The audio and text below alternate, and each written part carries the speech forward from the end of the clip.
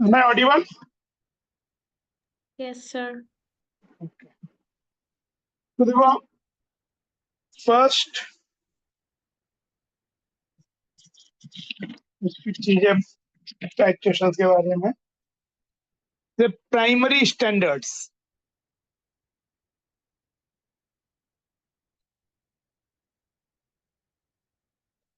जिन solutions को directly हम titration में यूज कर सकते हैं, मतलब उनको स्टैंडर्डाइज नहीं करना पड़ता है, तो प्राइमरी स्टैंडर्ड में oxalic acid,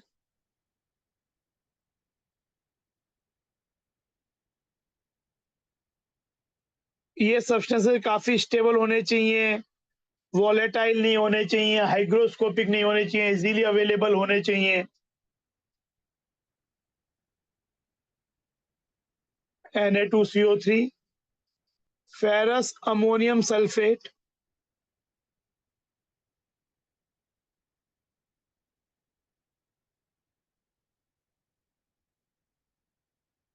then this potassium hydrogen thalate,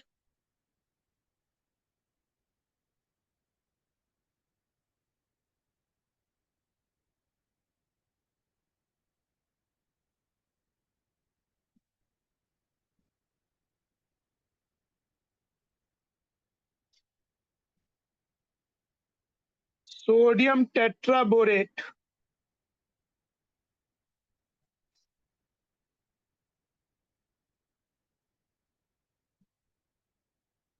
sodium tetraborate का फॉर्मूला होता है, इसको बोरेक्स भी कहते हैं,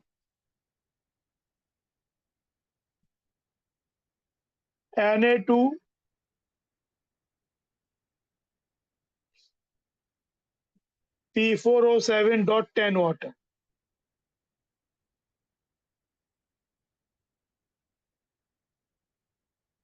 एक्चुअली इसमें स्ट्रक्चर ऐसा होता है,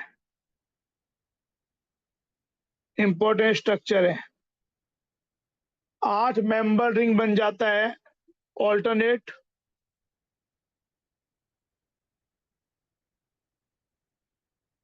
बोरॉन ऑक्सीजन को लेके। फिर ये ऑल्टरनेट बोरॉन जो होते हैं ये ओ से जुड़े होते ही हैं, और फिर हर बोरॉन पे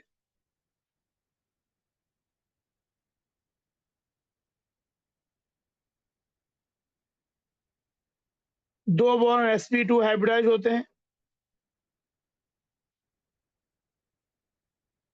ये sp3 है, 4, ये sp3 है, ये वाला sp2 है, इस पे माइनस फॉर्मल चार्ज भी होता है।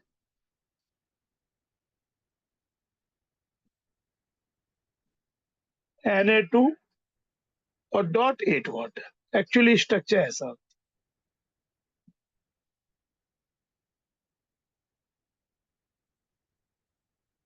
फिर सेकेंडरी स्टैंडर्ड, जिनको यूज करने से पहले एक बार इसको स्टैंडर्डाइज करना पड़ता है प्राइमरी स्टैंडर्ड के साथ।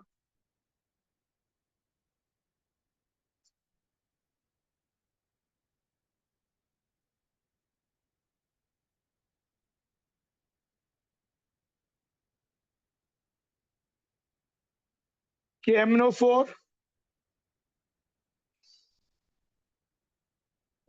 And NaOH।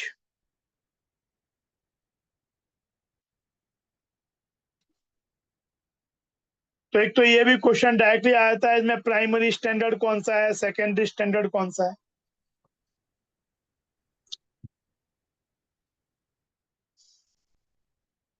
पुराने क्वेश्चंस में आपको ये मिलेगा। फिर एक टाइट्रेशन देखो, अच्छा इंडिकेटर्स के बारे में देखो। सर आप थोड़ा ऊपर कर सकते हैं?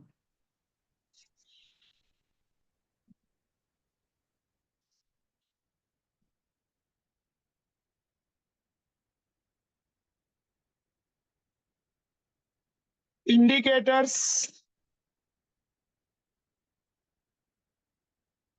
क्या सब्सटेंस होते हैं जो कि अपना कलर चेंज दिखाते हैं, एक कलर से दूसरा कलर, कभी कलर से कलरलेस, कलरलेस से कलर।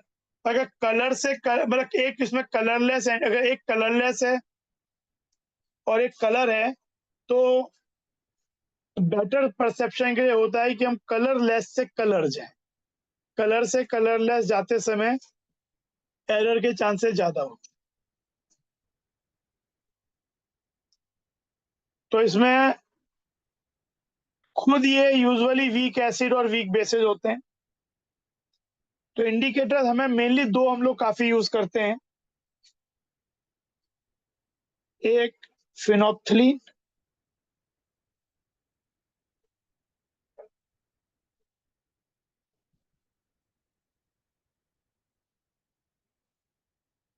ये वीक एसिड होता है,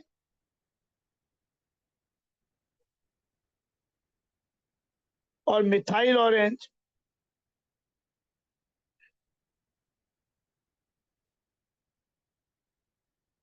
ये वीक बेस होता है, ब्रोंस्टेड बेस होता है, अर्हेनियस नहीं। H प्लस एक्सेप्ट करता है, इसलिए बेसिक कैरेक्टर शो करता है। तो फिनोप्थलीन क्या होता है, एक तो इसकी वर्किंग रेंज,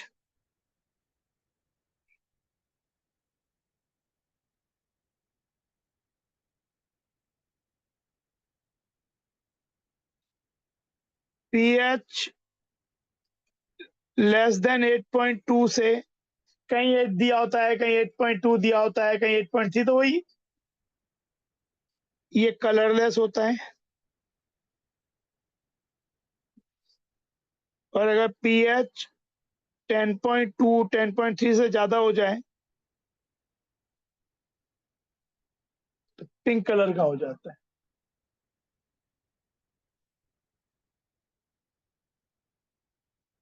वहीं पे मिथाइल ऑरेंज का वर्किंग रेंज होता है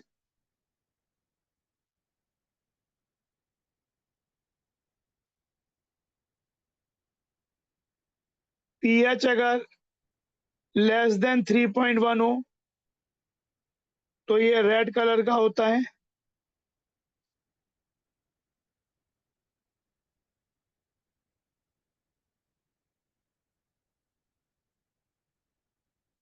येलो कलर का होता है।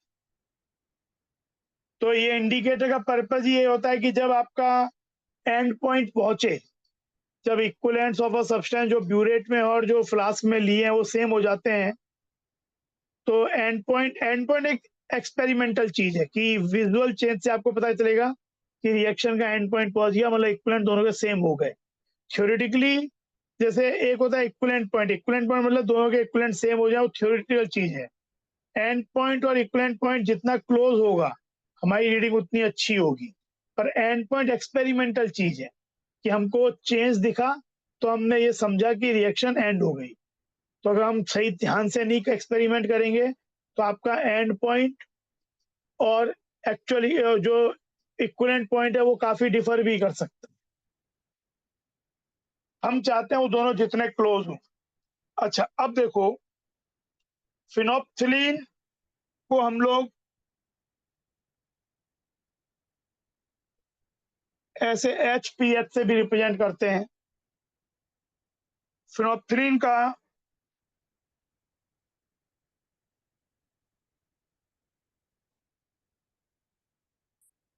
स्ट्रक्चर ऐसा होता है, इंपॉर्टेंट है, पूछ लिया जाता है।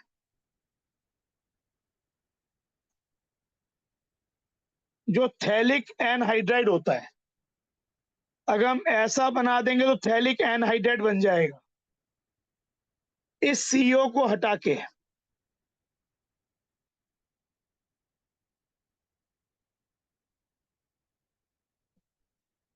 दो फिनॉल पैरा पोजीशन से इस पे अटैच कर दो,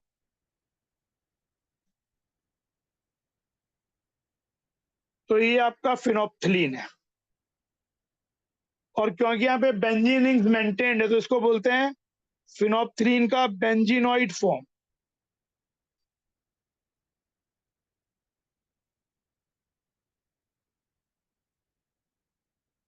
फिनोप्थलीन का बेंजीनॉइड फॉर्म। ये pH लेस देन 8.3 में एग्जिस्ट करता है, मतलब मेन इसका ज्यादा कंसंट्रेशन, और ये खुद कलरलेस होता है।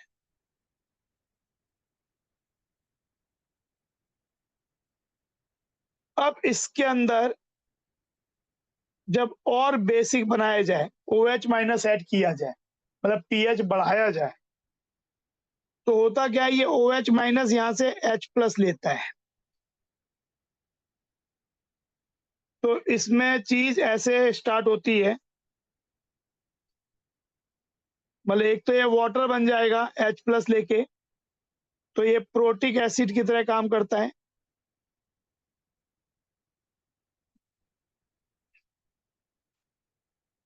और यहाँ पे देखो इधर ये समझो, इस चीज को दिखाता हूँ।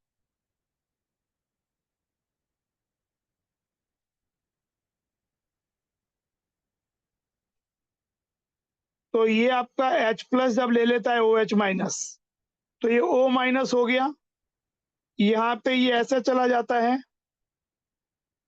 यहाँ पे ये और यहाँ पे ये, तो एक्चुअली ये स्ट्रक्चर बन जाता है COO minus C,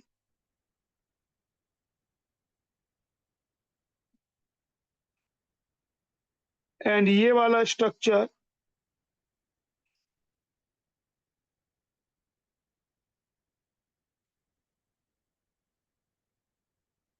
plus water, ये इसका कहलाता है क्यूनिनॉइड फॉर्म।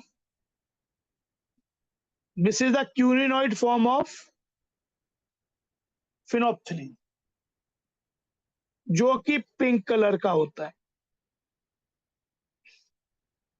और वापस H प्लस ऐड कर देंगे, ये pH ग्रेटर देन 10.3 या 10.2,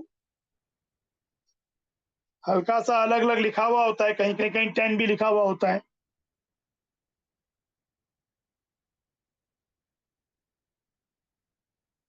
ये इसका कॉन्जुगेट बेस हो गया।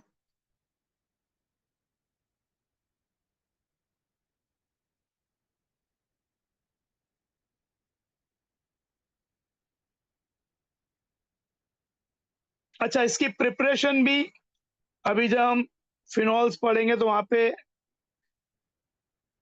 जो बेंजी जो फिनोप्थिलीन है, दिस इज फिनोप्थिलीन, इसकी प्रिपरेशन भी ऐसे होती है। थैलिक एनहाइड्राइड को फिनॉल के संग कंसंट्रेटेड H2SO4 के संग हीट करते हैं, तो ये चीज बनता है।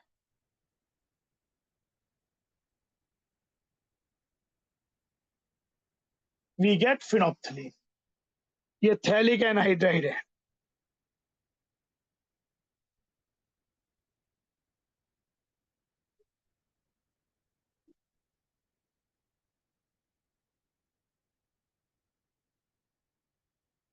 तो ये तो आपका हो गया फिनोप्थिलीन, उसका बेंजीनोइड फॉर्म, क्विनोइड फॉर्म, एक प्रोटिक एसिड है, ब्रोस्टेड एसिड भी कह सकते हैं, जो H प्लस देता है, और थैलिक एनहाइड्राइड से बनाते हैं। ये प्रिपरेशन हो गई इसकी। फिर एक है मिथाइल ऑरेंज।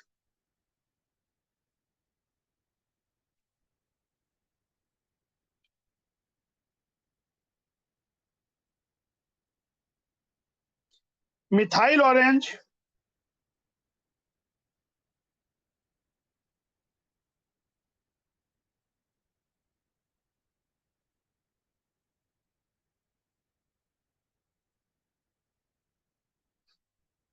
एक एजो डाई होता है।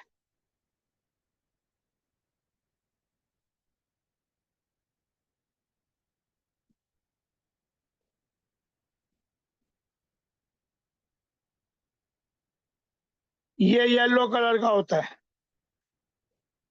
बेंजीनोइड फॉर्म है ये।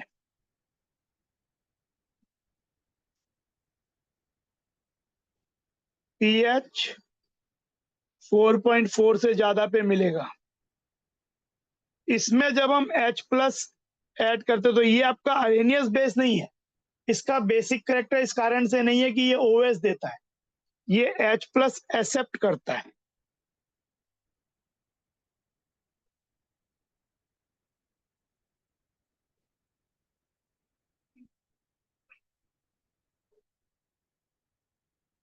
ये आपके यहाँ पे H एक्सेप्ट करेगा,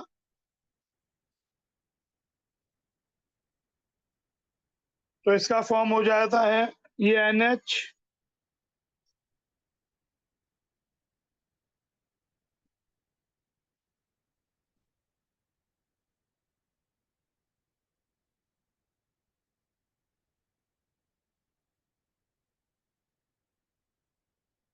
अगेन ये इसका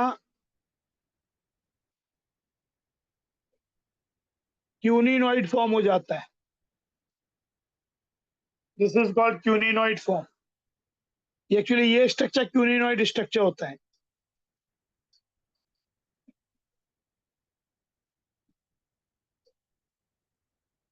pH less than 3.1, colour red,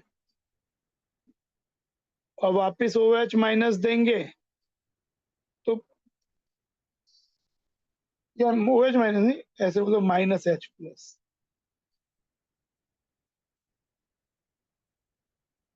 ये ब्रोंस्टेड बेस है, आर्हेनियस बेस नहीं है।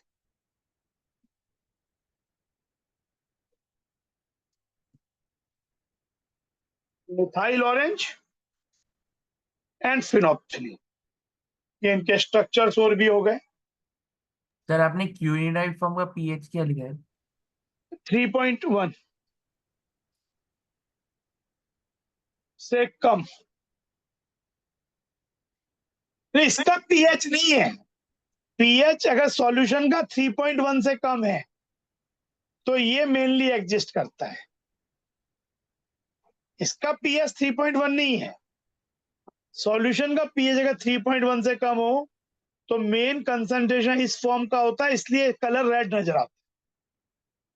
और 4.4 से पीएच ज्यादा हो जाए तो मेन सब्सटेंस ये वाला कन्वर्ट हो जाता है येलो, ये वाला बन जाता है बेंजीनोइड फॉर्म, जिसका कलर येलो होता है। इसीलिए जो आपके एसिड बेस टाइट्रेशंस होते हैं उनमें एंड पॉइंट पे पीएच का इतना सडन जंप होता है, या तो 4.4 से ज्यादा से 3.1 से कम, या 3.1 से कम से 4.4 से ज्यादा बन जाए, तो कलर सडन चेंज, तो ये पीएच सडन चेंज होता है। तो जो इंडिकेटर आप ऐड करते हो उसमें स्पीसीज का कंसंट्रेशन भी सडनली बदल जाता है, तो कलर सडनली चेंज होता है, वो आपको एंड पॉइंट इंडिकेट करता है। तो ये हुआ। अब देखो, जैसे अब कुछ टाइट्रेशन में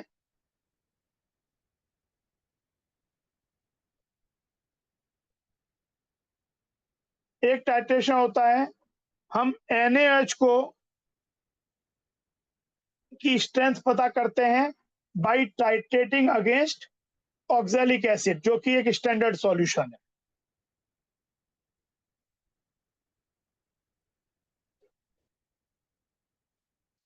फ्लास्क में ऑक्सैलिक एसिड लेते हैं,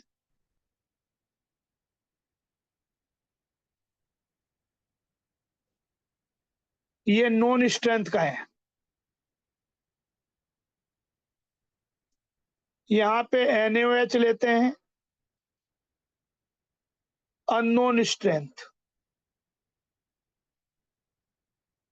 क्योंकि आपका नॉन स्ट्रेंथ क्या आप लेते हो स्टैंडर्ड सॉल्यूशन, प्राइमरी स्टैंडर्ड, और अननोन वाले आप लेते हो या तो वो सेकेंडरी स्टैंडर्ड है जिसको आपको एक स्टैंडर्डाइज करना पड़ता है।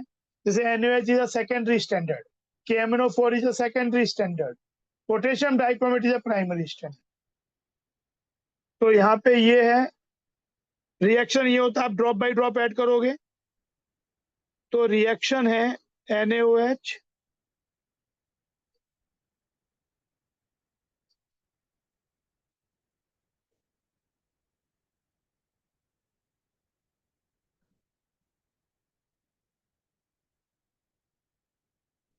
इसका फैक्टर 1 है, इसका फैक्टर 2 है। इनिशियली ये एसिडिक है, तो यहाँ पे हम फिनोप्थिलीन ऐड करते हैं। तो पहले इसका कलर होता है, क्योंकि पीएच लेसर होगा, एसिडिक है, तो ये कलरलेस होगा। लेकिन एंड पॉइंट पे जब हम ड्रॉप बाय ड्रॉप इसमें ऐड करते जाएंगे, तो जब ये न्यूट्रल पॉइंट पे, ये इक्विवेलेंट पॉइंट पे पहुंचेगा, तो आपका ये सॉल्ट बन जाएगा, जो कि बेसिक सॉल्ट है।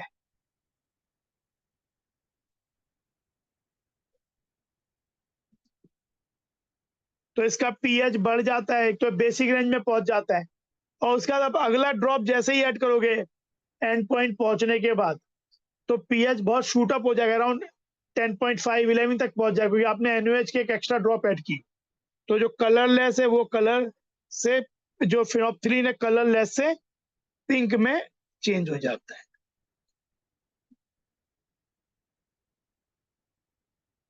समझ में आया बात? क्लियर है? Yes sir. कंसंट्रेशन पता कैसे करते हैं? मान लेते हैं इसका अननोन कंसंट्रेशन ये C1 है, इसका C2 है जो कि मालूम है, ये अननोन है। पीपेट से हमने यहाँ पे फ्लास्क में वॉल्यूम मालूम है क्या है, पीपेट से लिया है, यहाँ वॉल्यूम ब्यूरेट रीडिंग से आएगा। तो C1 V1 इंटू 1, क्योंकि इसका फैक्टर 1 है, इस C2 V2 इंटू 2। हमको C2 मालूम है, V2 मालूम है, V1 ब्यूरेट रीडिंग से आ जाएगा, ये निकालना है, ये ब्यूरेट रीडिंग से मिलेगा।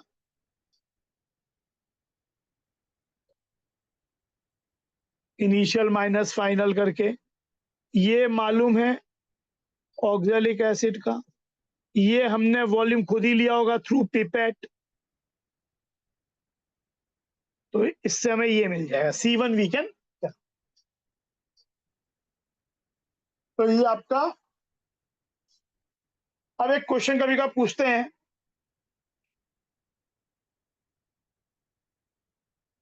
तो यहाँ कलरलेस से पिंक हुआ, कलरलेस से पिंक परसीव करना आसान काम है, कि पहले कलरलेस था, जैसे ही पिंक कलर आएगा आप उसको ऑब्जर्व कर पाओगे। पर एक कलर से कलरलेस होना परसेप्शन में डिफिकल्ट है। आपको थोड़ा लगेगा कि, क्योंकि हमारे आईज में जब हम एक कलर को देखते रहते हैं, तो वो इमेज थोड़ी सी रह जाती है उसमें माइंड में। तो हो सकता है कि आपको जो कलरलेस तो पहले ही आ जाए, पर आप उसे अभी भी कलर्ड परसीव करो, तो यहाँ पे एरर आने के चांस ज्यादा है।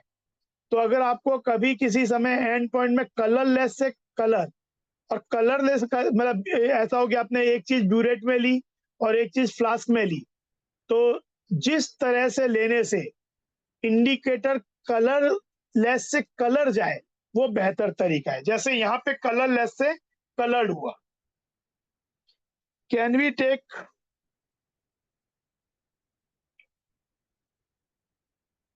oxalic acid in burette and NaOH in flask?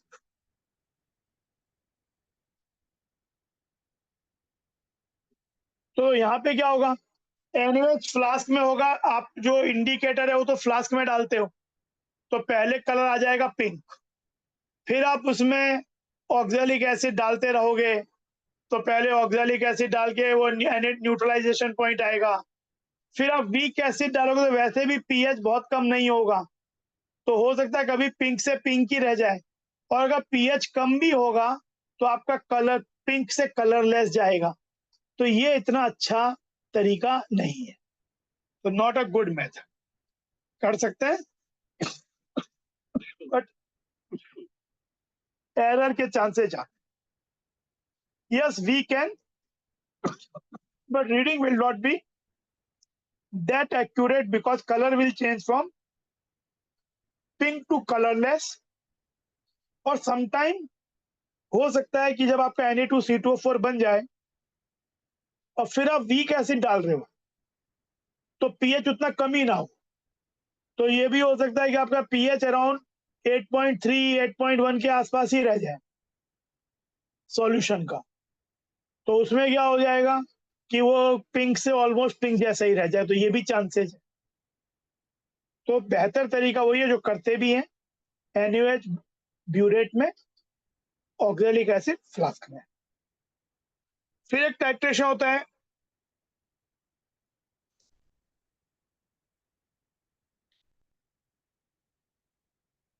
HCl को वो करेंगे स्टैंडर्डाइज, अननोन स्ट्रेंथ,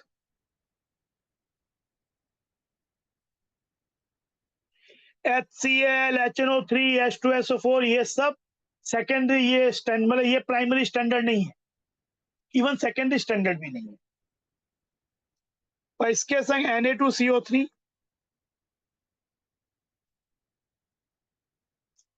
ये प्राइमरी स्टैंडर्ड है।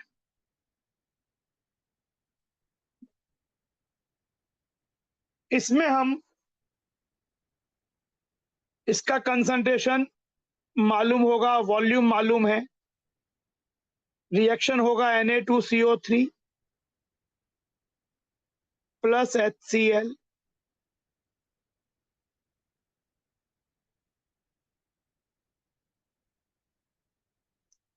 H2CO3 plus NaCl।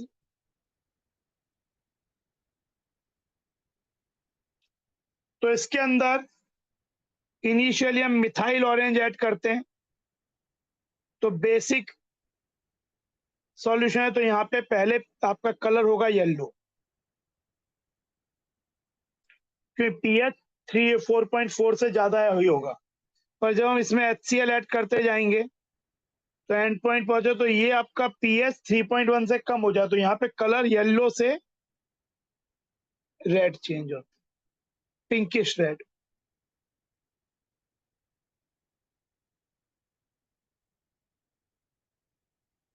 तो ये चीज यहाँ पे हो जाएगा Na2CO3 का C1V1 इंटू 2, एन फैक्टर 2 है, और ये C2 निकालना है, V2 burette reading into 1।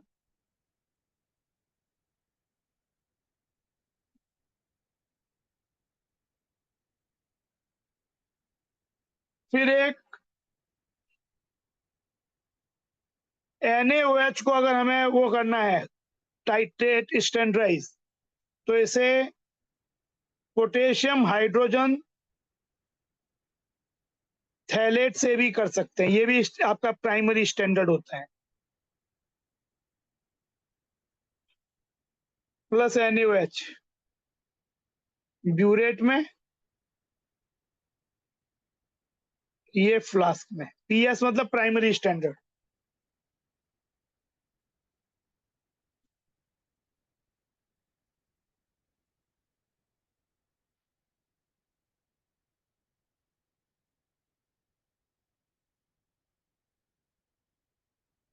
Sodium potassium phthalate, n factor 1, इसका एन फैक्टर भी 1।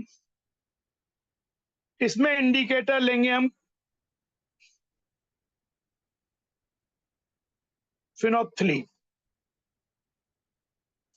पहले ही एसिडिक सॉल्ट है तो ये कलरलेस होगा, और जब NaOH डालेंगे तो फाइनली ये बेसिक हो जाएगा, पीएच 10.3 से ज्यादा हो जाएगा, तो यहाँ पे ये पिंक हो जाएगा।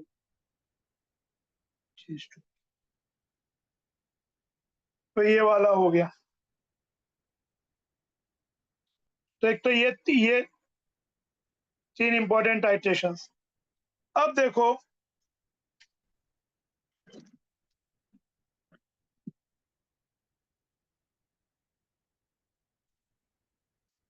एसिड बेस्ड टाइट्रेशन में इन जनरल अब जो कर्व हम देखेंगे, एक है स्ट्रॉन्ग एसिड,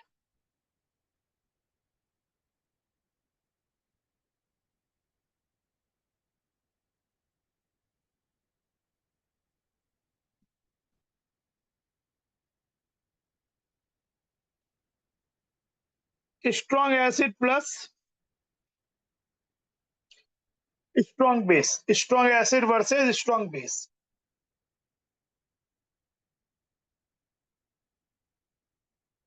ब्यूरेट में लिया, ये फ्लास्क में। तो इसमें क्या होगा,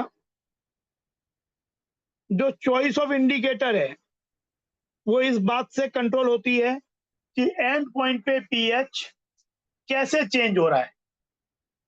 मतलब सडनली एक ड्रॉप पहले जब ये एंड पॉइंट नहीं पहुंचा था, और जैसे ही एंड पॉइंट पहुंचा तो पीएच में एक सडन चेंज होना चाहिए। Sudden change is a necessity. तो देखो यहाँ पे अगर हम बेस ऐड कर रहे हैं,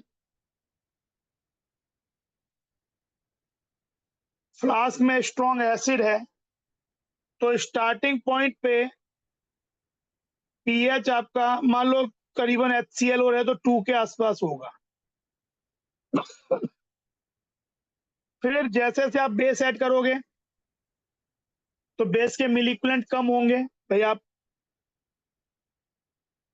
फ्लास्क में आपका एसिड है, HCl है मान लो, एग्जाम्पल HCl और NaOH मान लो, स्ट्रॉन्ग एसिड स्ट्रॉन्ग बेस। तो आपने NaOH ऐड किया, अभी थोड़ा ही ऐड किया, तो अभी HCl अभी भी है, तो पीएच एसिडिक रेंज में ही रहेगा। तो आपका करीबन जैसे आपने 3.5 पीएच हो जाएगा यहां तक। लेकिन जब आप इक्विवेलेंट पॉइंट पे पहुंचोगे, मतलब इसके मिली इक्विवेलेंट और इसके मिली इक्विवेलेंट इतना NaOH किया कि वो सेम हो जाए, तो उस वॉल्यूम पे यहाँ पे आपका कुछ ऐसा चेंज नजर आएगा।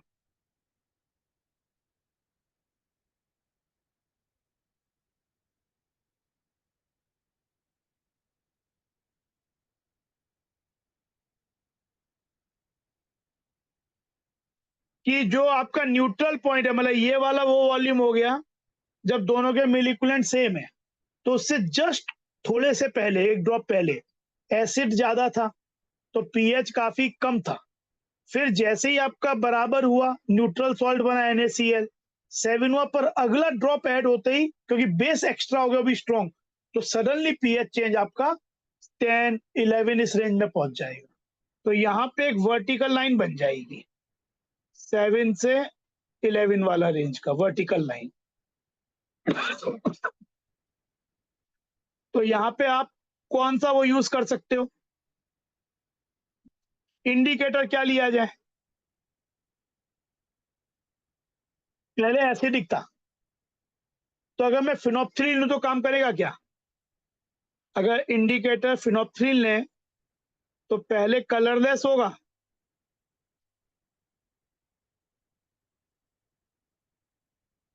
से पिंक हो जाएगा।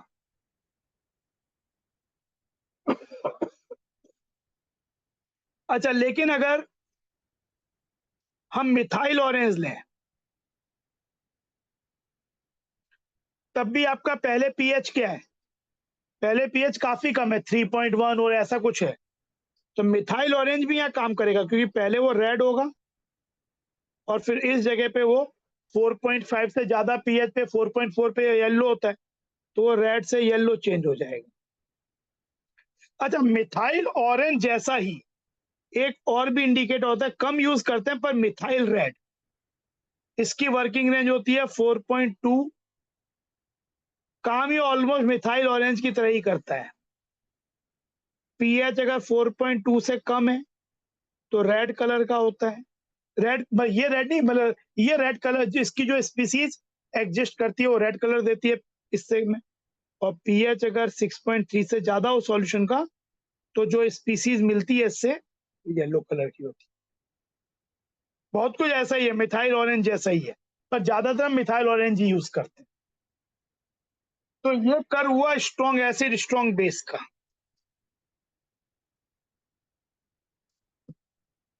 कि एंड पॉइंट से जस्ट पहले काफी एसिडिक और एंड पॉइंट पहुंच के अगला ड्रॉप ऐड होते ही अच्छा खासा बेसिक। वर्टिकल लाइन ऑलमोस्ट ये। यहाँ पे आपका कलर होगा फिनोप्थ्रीन के केस में कलरलेस से पिंक, और मिथाइल ऑरेंज के केस में रेड से yellow.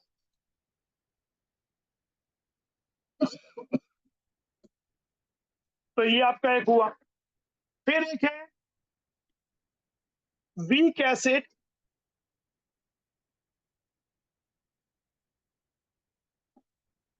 Plus strong base. Flask में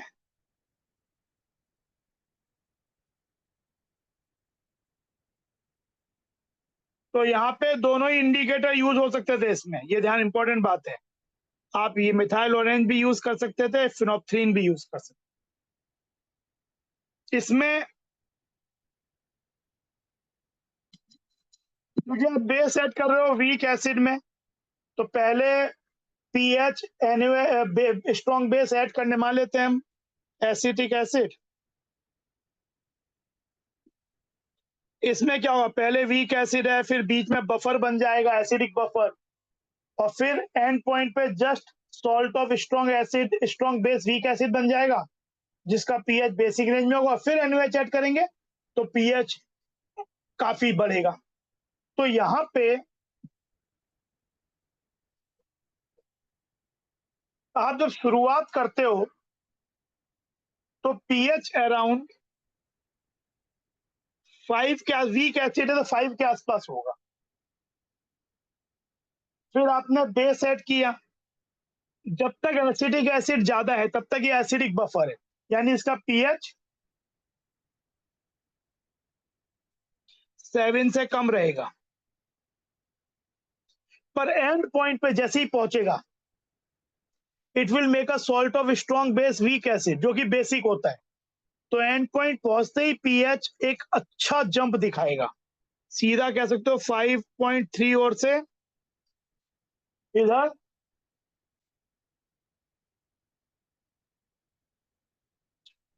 सीधा 10 के आसपास, 10-11 के आसपास। और फिर तो अगला ड्रॉप एनएच का तो और पीएच बढ़ा देगा। तो इसमें भी एक वर्टिकल लाइन मिल रही है, मतलब एंड पॉइंट जो पहुंच रहा है ये एंड पॉइंट का एंड पॉइंट है। इस समय जो वॉल्यूम ऑफ बेस है वो न्यूट्रलाइजेशन पॉइंट पे जो वॉल्यूम आप यूज कर रहे हो एंड पॉइंट पहुंचने के लिए बेस का वो है।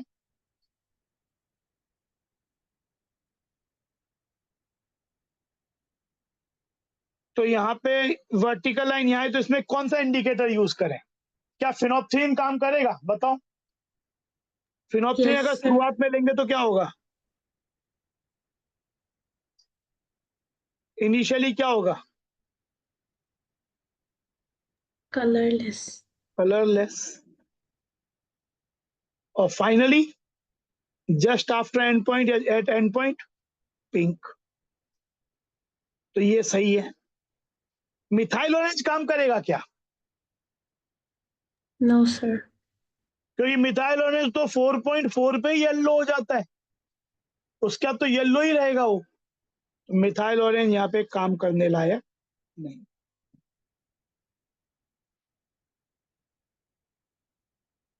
Then strong acid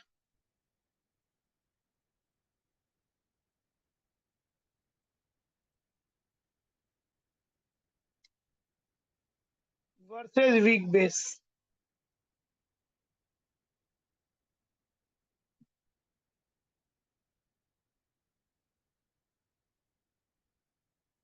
final solution इसमें मतलब ये आपका इसके अंदर हम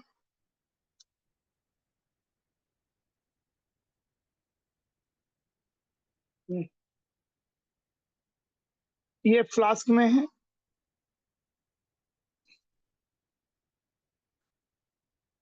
और ये ब्यूरेट में है।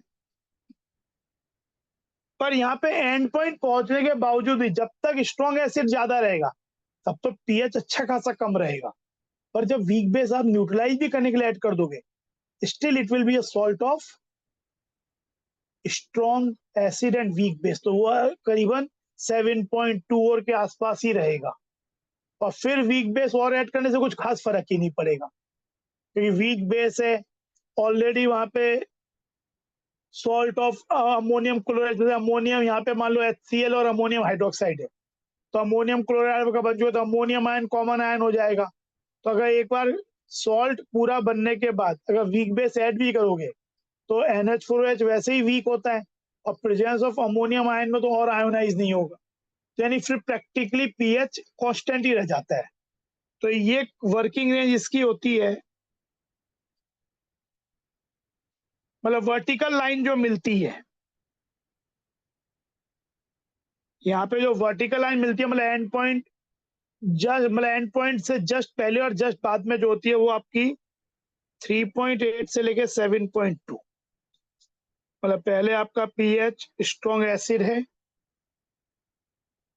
तो आप ये वीक बेस ऐड करते जा रहे हो, पीएच अभी भी कम ही है, थोड़ा बढ़ रहा है पर काफी स्लोली बढ़ रहा है, तो स्ट्रॉन्ग एसिड ही एक्स्ट्रा है।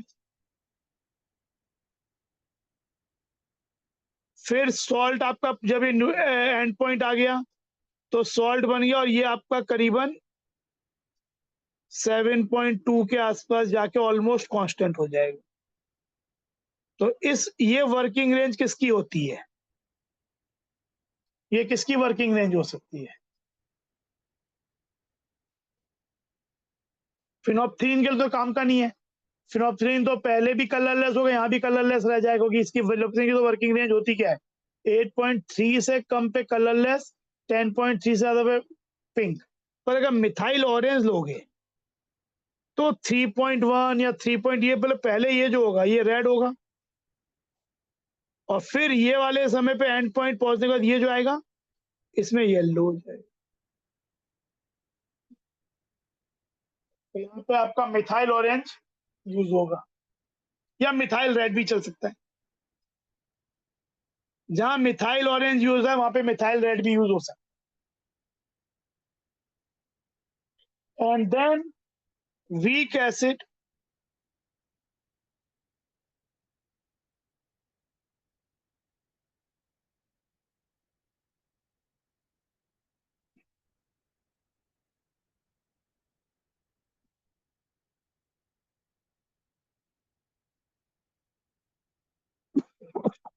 यहाँ पे पीएच, इधर पीएच में no sharp change,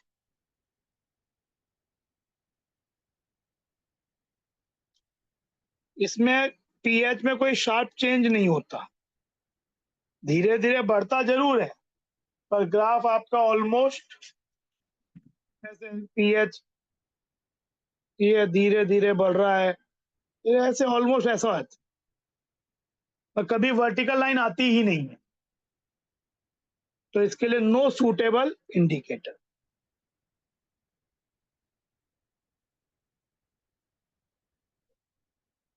no suitable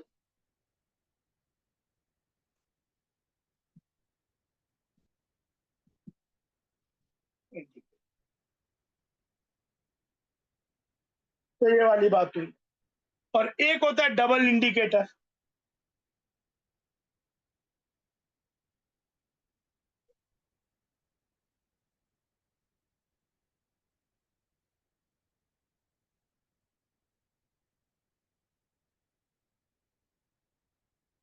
जिसमें दो एंड पॉइंट आते हैं, सॉल्युबल कार्बोनेट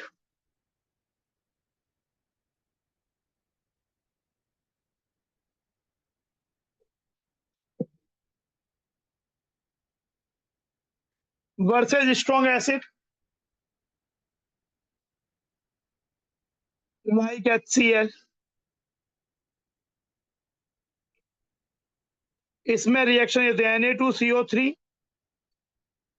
प्लस HCl, तो पहले बनता है NaHCO3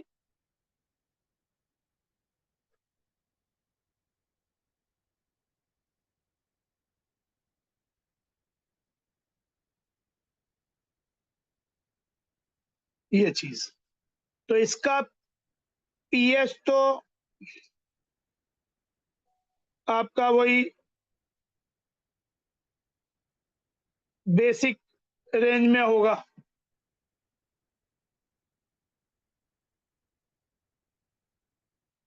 10 से ज्यादा या कुछ ऐसा, ये आपका पहुंच जाएगा पीएच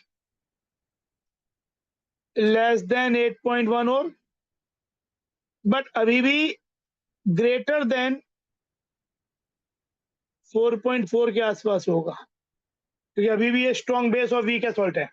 और HCl जब डालेंगे, ये फर्स्ट एंड पॉइंट होता है इसका, तो इसलिए हम जब इसमें Na2CO3 अगर लेते हैं फ्लास्क में,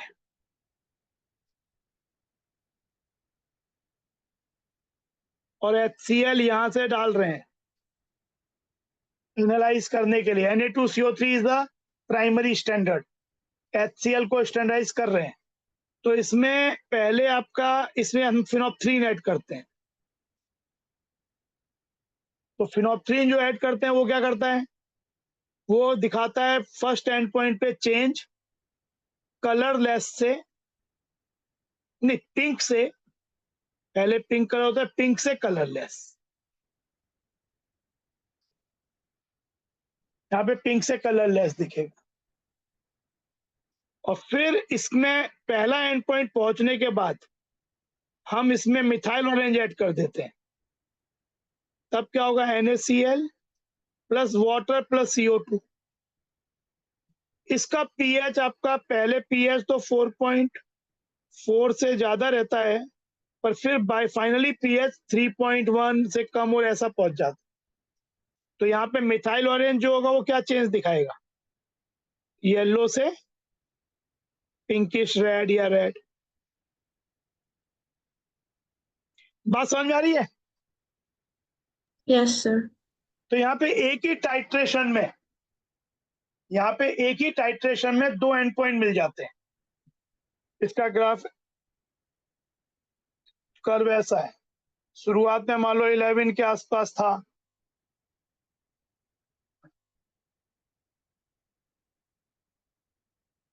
तो फिनोप्थ्रीन यूज किया,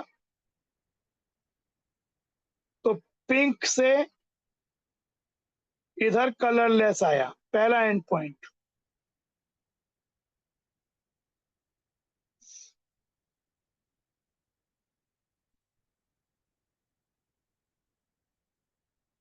फिर मिथाइल ऑरेंज ऐड किया, जो कि पहले येलो होगा अभी ऐड करने के बाद, फिर आप ऐड करते गए, यहाँ 3.1 से कम हो गया, तो ये दूसरा एंड पॉइंट येलो से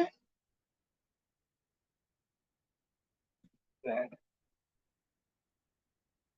तो डबल इंडिकेटर का प्रॉब्लम समझ में? Yes, sir. अच्छा, अब देखो क्वेश्चन, तो ये तो आपकी थ्योरी हो गई, इंपॉर्टेंट टाइट्रेशंस हैं ये।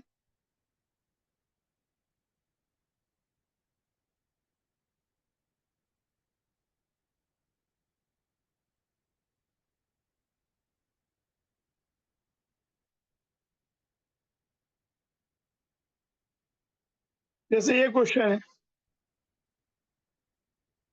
करो देखो,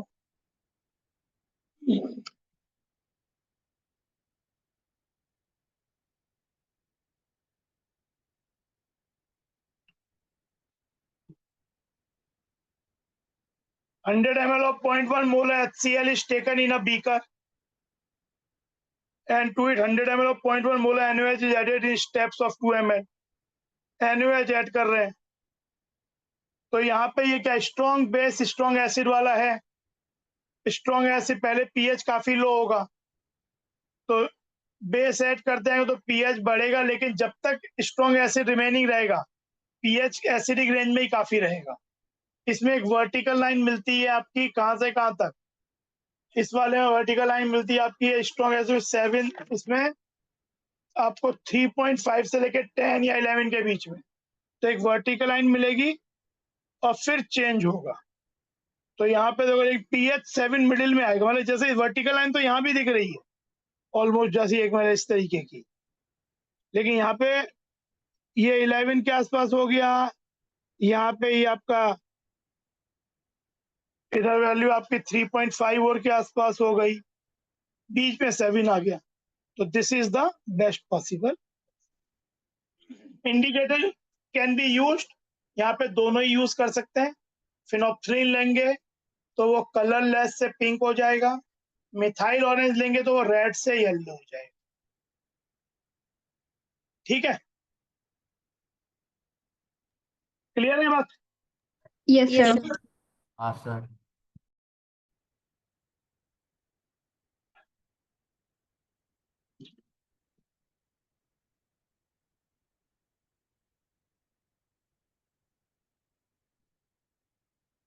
फिर ये देखो,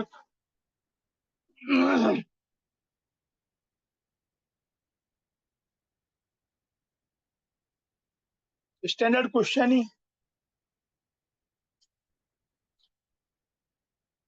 NaOH को किसके अगेंस्ट टाइट्रेट करते हैं? ऑक्सैलिक एसिड के against. Oxalic acid primary standard है, उसे फ्लास्क में लेते हैं, NaOH को ब्यूरेट में लेते हैं, और जो वो है इंडिकेटर मिथाइल ऑरेंज यूज करते हैं। क्या आंसर हो जाएगा? बी। सर बी होगा। बी क्यों होगा? सी होगा। aqueous NaOH in burette हाँ and sir. aqueous oxalic acid in flask, हाँ सर। ये होगा।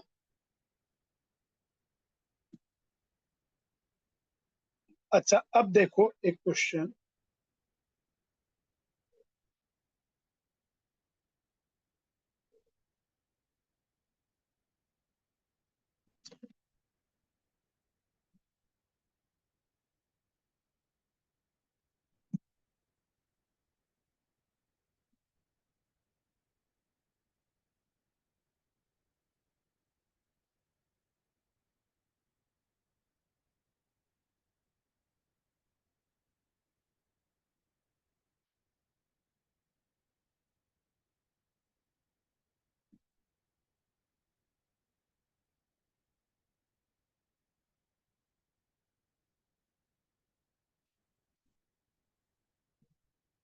ये क्वेश्चन देखते हैं जैसे बफर का है।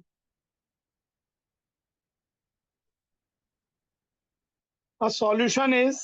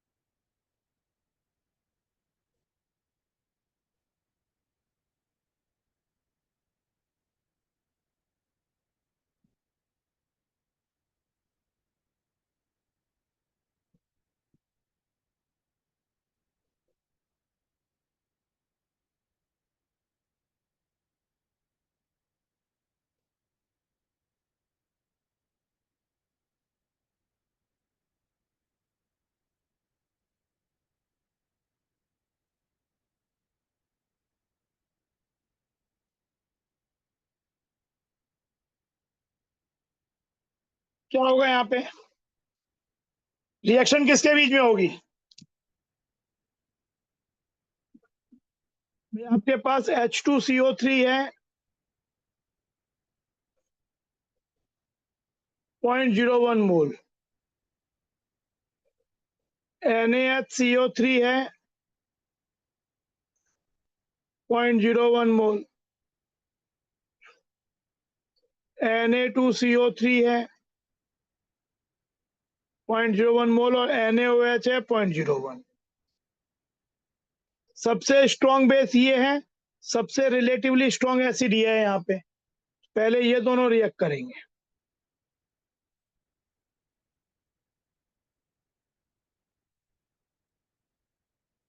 तो ये पहला फर्स्ट स्टेप से ये वाटर ये बनाएगा NaHCO3।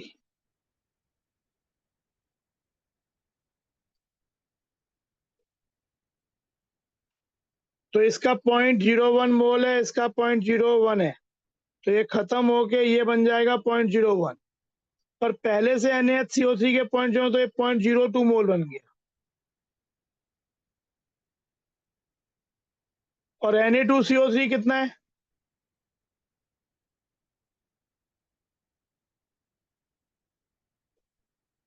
पॉइंट 0.01 है ही। तो सिचुएशन आपकी ये हो गई, HCO3 माइनस और कार्बोनेट आयन, ये 0.02, ये 0.01। It is an acidic buffer. ये एसिड, ये उसका बेस, कॉन्जुगेट बेस।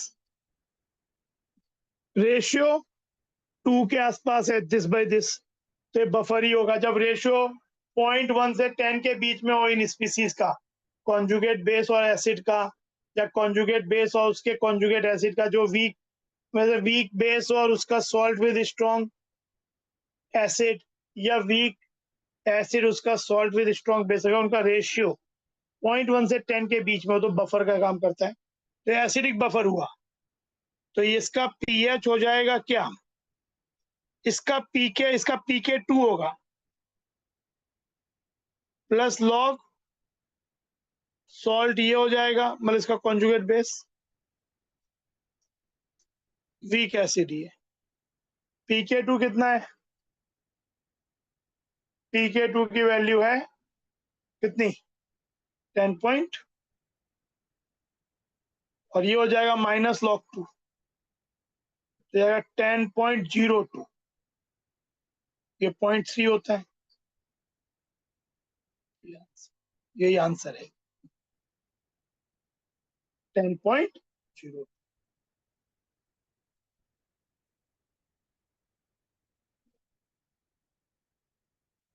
ये चीज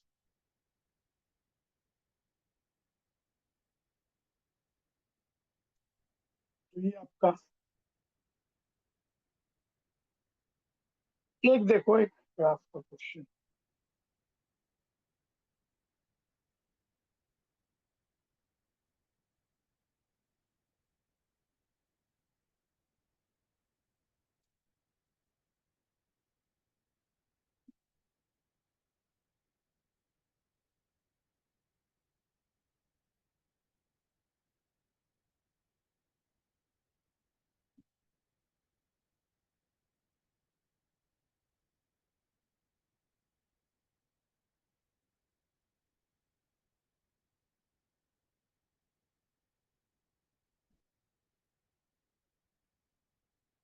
ये देखो,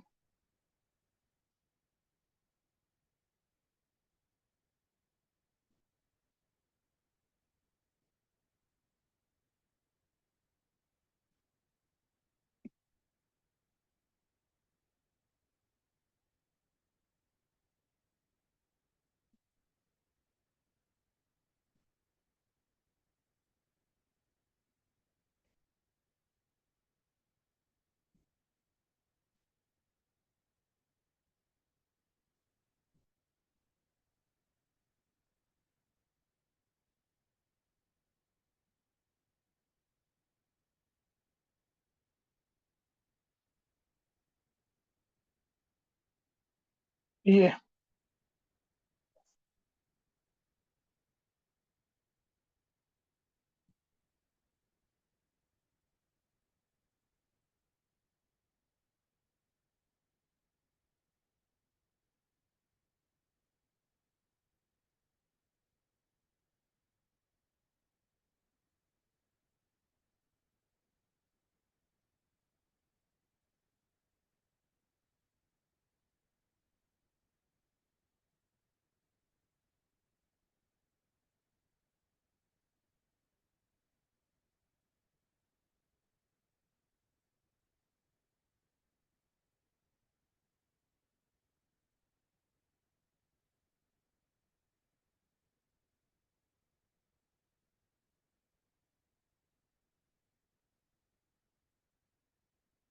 देखो,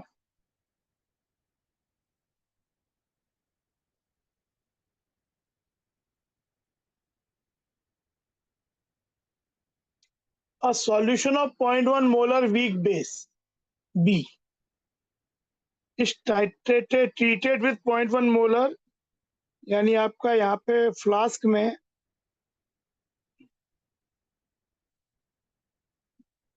वीक बेस बी है, 0.1 मोलर है, वॉल्यूम नहीं मालूम।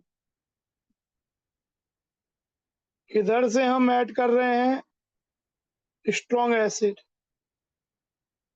तो पहले स्ट्रॉन्ग एसिड होके क्या बन जाएगा, BH प्लस, और वीक बेस रहेगा उसका सॉल्ट बन जाएगा, तो ये बेस आपका बेसिक बफर बन जाएगा। और लास्ट में एंड पॉइंट पे ये एक salt of strong acid and weak base यानी एसिडिक सॉल्ट बन जाएगा।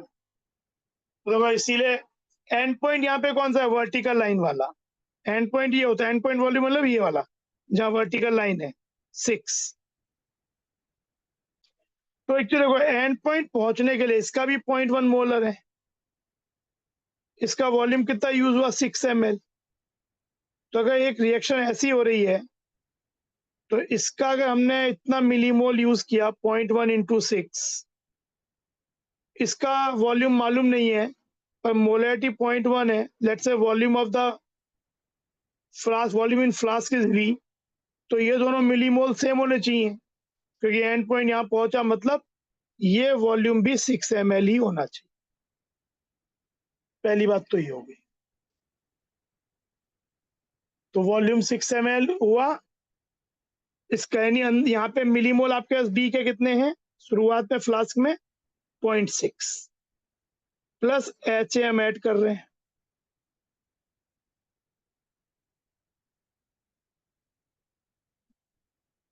अब देखो ये डेटा,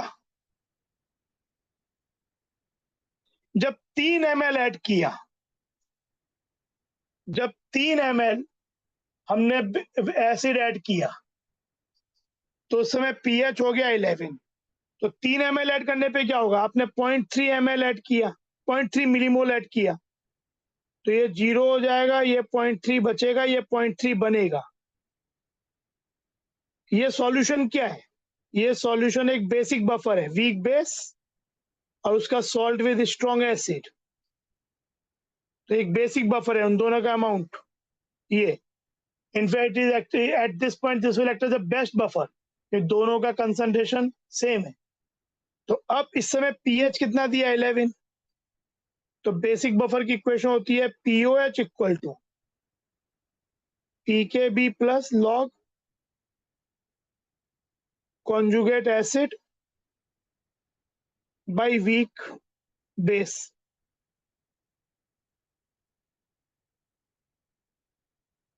तो पीएच आपका 11 और POH 3 हो जाएगा, PKB मालूम नहीं है, और ये लॉग 0.3 बाई 0.3, तो PKB ये तो log 1 0 हो जाएगा, PKB equal to PKB equal to 3। ये आपका क्वेश्चन, ये भी JEE एडवांस्ड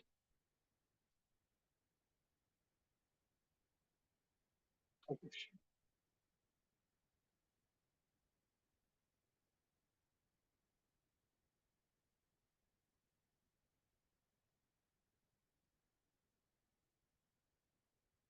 तो इस तरीके से हम पहले इसका वो निकाल लेंगे, फ्लास्क का वॉल्यूम निकाल लेंगे बेस वीक बेस का इस एंड पॉइंट के डेटा से, और फिर बेसिक बफर के डेटा से।